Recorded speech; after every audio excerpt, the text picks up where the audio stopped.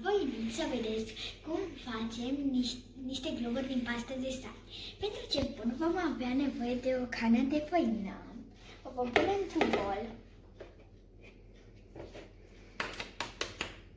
Apoi vom mai avea nevoie de o cană de sare.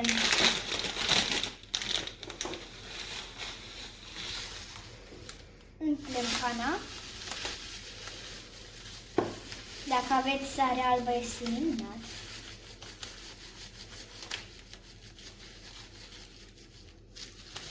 Este de ajuns.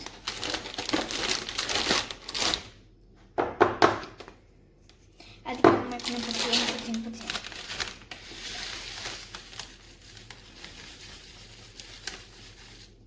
Gata.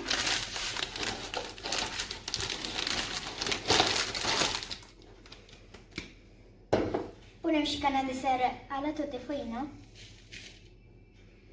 Și apoi vom pune jumătate de cană de apă.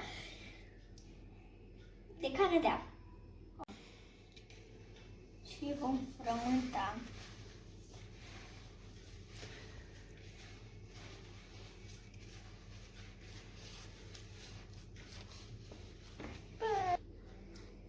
După ce am terminat aluatul de frământat, este un aluat de frământat foarte ușor, vă sugera să-l întindeți pe o foaie dintre asta de gătit sau dacă nu, să vă puneți ceva.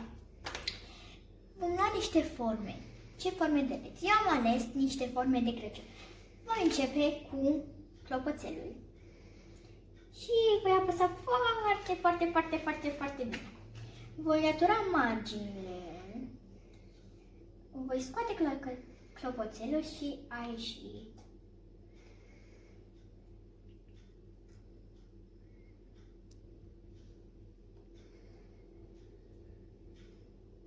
Vom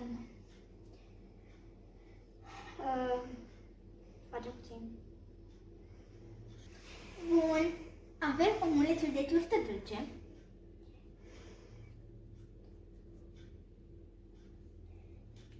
Îl apăsăm și pe el. Și oare ne mai încape ceva? Da, ne mai încape o steluță.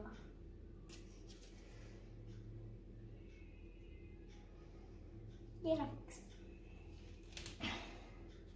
După ce am terminat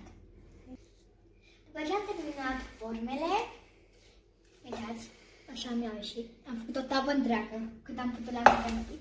Și vom avea nevoie de o scobitoare. Scobitoarea este foarte importantă. La clopoțel, dacă ați făcut, băgați aici. Pentru că aici vom pune șnurul care să-l putem le atârna pe brad. Astea să punem aici. Omuleț punem aici.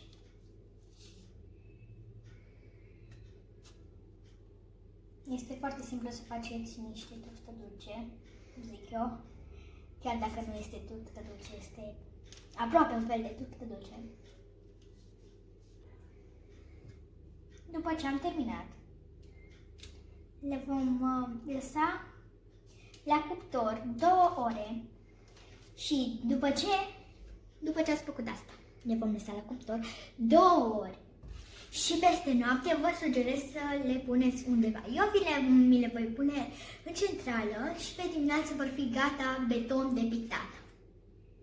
După ce globurile de pastă de sare s-au uscat și le-ați lăsat o zi la răcit, acum sunt mai bune de pictat. Eu am început cu un brăduleț. Nu voi pune apă pentru că ele au deja apă. Și acum pictăm globulețele.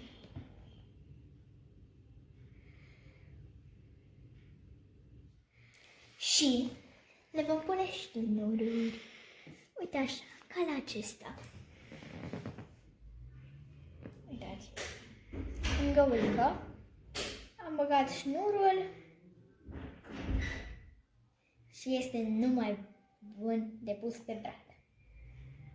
Și pe mână și v-aș sugera să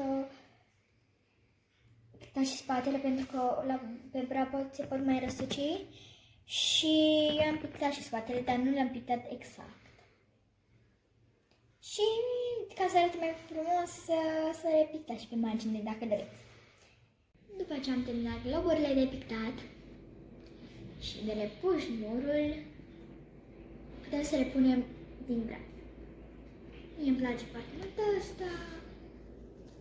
ăsta și ăsta. Sigur sunt mult mai multe, dar n-am cum să le ridic pe toate. Vă invit să... Sper că v-a plăcut filmulețul meu și îmi place foarte mult că l-am făcut împreună. La revedere!